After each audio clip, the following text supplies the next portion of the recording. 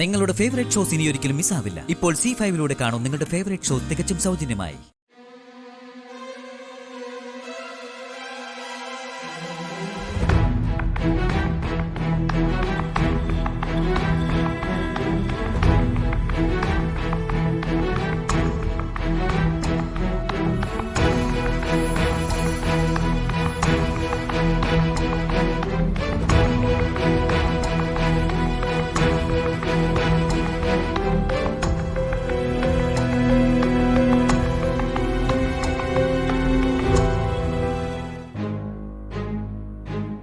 Chicken biryani വേണമെന്ന് ശ്യാമ തന്നെയാണ് പറഞ്ഞെന്നാണോ നീ പറയുന്നത്? അതെ മാഡം, എനിക്ക് ഉറപ്പാ. എന്നിട്ടും രോഹിത് അത് ഏറ്റെടുത്തു? അതെ മാഡം. അപ്പൊ അതിന് ശേഷമാണ് ശ്യാമ കരഞ്ഞുകൊണ്ട് റൂമിലേക്ക് ഓടിയത്, ശരിയല്ലേ? അതെ. ശരി, ഇനി അവർക്കിടയിൽ നടക്കുന്നത് കുറച്ചുകൂടെ ക്ലോസ് ആയിട്ട് വാച്ച് ചെയ്തോണം നീ. ഒരില എനക്കുണ്ടായാലും അതിവിടെ അറിഞ്ഞിരിക്കണം. ശരി മാഡം. ശരി, എന്നാ നീ ഫോൺ വെച്ചോ.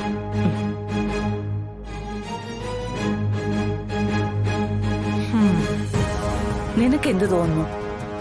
അമ്മ പറഞ്ഞതുപോലെ തന്നെ എനിക്കൊരു സംശയം തോന്നി. അതൊന്ന് ഉറപ്പിക്കാനാ ഞാൻ പങ്കജത്തെ വീണ്ടും വിളിച്ചത്. അമ്മ പറഞ്ഞത് ശരിയാ, ശ്യാമയ്ക്ക് അങ്ങോട്ടൊരു സോഫ്റ്റ് കോർണർ ഉണ്ടായിട്ടുണ്ട്. അതിന്റെ തെളിവാ അവളുടെ ഈ പൊട്ടിക്കരച്ചില്. പാവമായിട്ട് അഭിനയിച്ച് സ്നേഹം പിടിച്ചു പറ്റാൻ മിടുക്കന എന്റെ മുൻ ഭർത്താവ് രോഹിത്. ആരെ അവൻ വീഴ്ത്തിക്കളയും. അമ്മയുടെ മരണത്തിന്റെ കാർഡ് ഇറക്കി സത്യഭാമയുടെ സ്വത്തിന്റെ പാതി സ്വന്തമാക്കിയ മിടുക്കനല്ലേ അവനാണോ ഒരു കൊച്ചു പെണ്ണിനെ വീഴ്ത്താൻ ബുദ്ധിമുട്ട്? പക്ഷേ അത് അപകടമാണല്ലോടി. ശ്യാമ രോഹിത്തുമായി സ്വരുമിച്ചാൽ പിന്നെ വിഷ്ണുവിന്റെയും ശാലിനിയുടെയും ജീവിതത്തിലെ പ്രശ്നങ്ങൾ അവസാനിക്കില്ലേ? സത്യഭാമ ശാലിനിയെ സിവിൽ സർവീസ് ഇന്റർവ്യൂവിന് വിടാനും അത് പാസ്സായി അവളും മസൂറില് ട്രെയിനിങ്ങിന് പോകാനും വരെ സാധ്യതയുണ്ട്. ആ സമയത്ത് ഞാൻ സെൻട്രൽ ജയിലിൽ കിടന്ന് നരകിക്കണം അല്ലേ? അമ്മ നെഞ്ചു പൊള്ളിക്കാതെ ഇതിനൊരു പോംവഴി എന്താന്ന് വെച്ചാ പറ.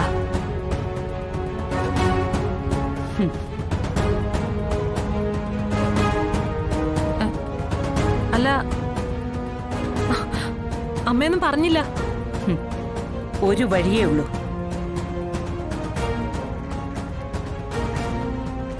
എന്താ അമ്മേ? ശ്യാമ ഒരു നിമിഷം കൂടി ഇനി ആ വീട്ടിൽ തുടരാൻ പാടില്ല. അവളെ അവിടുന്ന് സത്യഭാമ തന്നെ അടിച്ചു പുറത്താക്കണം എന്നേക്കുമായി. അതിനൊരു വഴി പറയാമേ.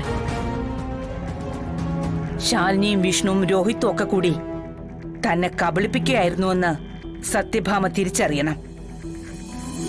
ശ്യാമ ഒരിക്കലും രോഹിത്തിനെ സ്നേഹിച്ചിട്ടില്ല എന്നും ഇനി സ്നേഹിക്കയില്ല എന്നും അവര് ധരിക്കണം.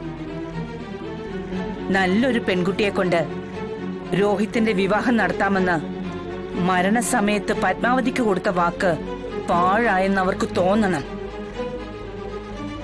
അനിയത്തിക്ക് വേണ്ടി തന്നെ ചതിച്ച ശാലിനിയോട് പിന്നീട് ഒരിക്കലും ക്ഷമിക്കാനാവില്ല സത്യഭാമയ്ക്ക്. പക്ഷേ അതെങ്ങനെയാമ്മേ? അവിടെയാണ് മോളെ നിന്റെ മിടുക്ക്. രോഹിത്തും ശ്യാമയും ബദ്ധശത്രുക്കളാണെന്നും അവരൊരിക്കലും ഒന്നിക്കാൻ പോകുന്നില്ല എന്നുള്ള കാര്യത്തിന് ഒരു തെളിവ്, ഒരേ ഒരു തെളിവ് മതി. അത് നീ എനിക്ക് തരണം.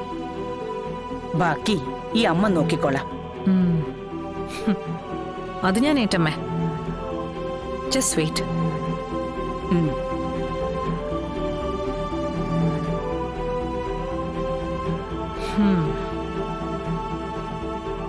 മകനും മരുമകളും ഒക്കെ കൂടി നെഞ്ചത്താ കത്തി കുത്തി നിർത്തിയിരിക്കുന്നെന്ന് അവർക്ക് ബോധ്യപ്പെടണം.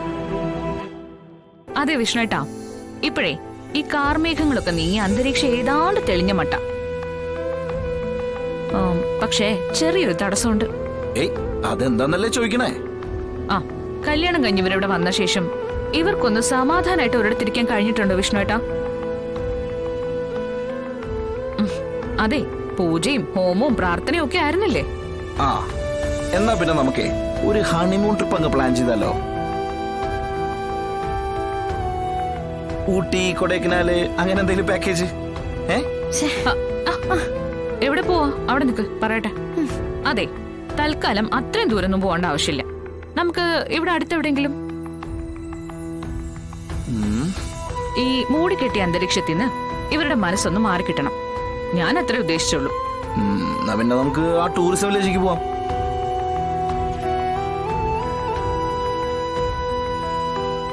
അവിടെ ആകുമ്പോ റെസ്റ്റോറന്റ് പാർക്കൊക്കെ ഉണ്ടല്ലോ, മനസ്സും ഒന്ന് തെളിയും.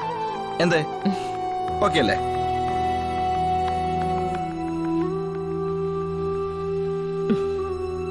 ആ, എന്താ പങ്കജം? അല്ല, ചായയോ മറ്റോ കുടിക്കാൻ വേണോന്ന് ചോദിക്കാൻ. ഒന്നും വേണ്ട. എന്തേലും വേണമെങ്കിൽ അങ്ങോട്ട് അറിയിച്ചോളാം. എന്നാ പിന്നെ ജ്യൂസ് എടുക്കാം, ഒന്ന് തണുക്കാൻ നല്ലതാ. എനിക്ക് വേണ്ടത് കിട്ടി, ടൂറിസം വില്ലേജ്. നിന്നോട് പോവാനല്ലേ പറഞ്ഞേ? പിന്നെ കിന്നാരം പറഞ്ഞിവിടെ നിൽക്കണ്ട.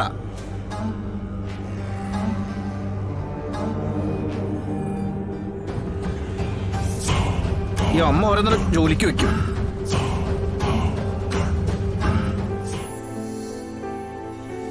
ആ, എന്നാലേ നമുക്ക് അങ്ങനെ തന്നെ തീരുമാനിക്കാം, ടൂറിസം വില്ലേജ്. ആ, അപ്പൊ ഇങ്ങനെ പുറപ്പെടുവല്ലേ? അതെ, ഞങ്ങൾ റെഡി ആകുമ്പോഴേക്കും നിങ്ങൾ റെഡി ആവണം കേട്ടോ. അതെ അതെ അതെ. എടോ, ഇവര് കടലിൽ കട്ടറുമ്പായിട്ട് നമ്മൾ വേണോ? അതെ, ഒരു വെടിനിർത്തൽ കഴിഞ്ഞതല്ലേ ഉള്ളൂ. ഇനി ഒരു യുദ്ധപ്രഖ്യാപനം ഉടനെ ഉണ്ടാവാതിരിക്കാൻ തൽക്കാലം 2 കട്ടറുമ്പുകൾ ഇടയിലുണ്ടാവുന്നത് വളരെ നല്ലതാ, അല്ലേ മോളെ? വാ, നമുക്ക് റെഡിയാവാം.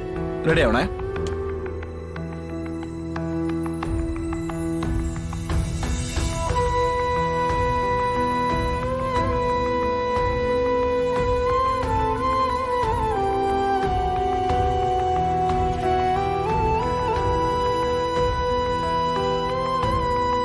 താങ്ക്സ്. ഹേയ്, അതിന്റെ ഒന്നും ആവശ്യമില്ല. സത്യമ്മയുടെ ശിക്ഷയെന്ന് എന്നെ നിങ്ങൾ രക്ഷിച്ചതിനോ സ്വയം കുറ്റയേറ്റതിനോ അല്ല ഈ താങ്ക്സ്. എല്ലാം കഴിഞ്ഞിട്ടും തെറ്റ് ചെയ്തത് ഞാനാണെന്നും നിങ്ങൾ ത്യാഗം ചെയ്ത് കുറ്റം ഏൽക്കുകയായിരുന്നെന്നും മറ്റുള്ളവരുടെ മുന്നിൽ വിളംബരം ചെയ്തതിന്. അങ്ങനെ സ്വയം ത്യാഗിയായ ഒരു ഭർത്താവിന്റെ വേഷത്തിൽ സഹതാപ തരംഗം പടർത്തുന്നതിന്. കയ്യിലിരിക്കുന്ന മാണിക്യക്കല്ലിന്റെ വില അറിയാത്ത മന്ദബുദ്ധിയായി എന്നെ വാഴ്ത്തുന്നതിന് എല്ലാത്തിനും താങ്ക്സ്. എന്നോടുള്ള സ്നേഹം കൊണ്ടാ നിങ്ങൾ കുറ്റയേറ്റതെന്ന് ഞാൻ വെറുതെ മോഹിച്ചു. ഒഴുക്കിക്കളഞ്ഞ കണ്ണീര് പാഴായി പോയിന്ന് എനിക്കിപ്പോ മനസ്സിലായി. ഞാൻ പേടിക്കണ്ട, അസംബന്ധ നാടകം അതുപോലെ തന്നെ തുടർന്നോട്ടെ, എനിക്കൊരു പരാതിയില്ല. ടൂറിസം വില്ലേജിലേക്കോ മറ്റെവിടേക്കെങ്കിലോ കോമാളി വേഷം കെട്ടി വരാൻ ഞാൻ തയ്യാറാ. ഡൗൺലോഡ് ചെയ്യൂ C5 ആപ്പ്. കാണൂ എല്ലാ എപ്പിസോഡുകളും സൗജന്യമായി.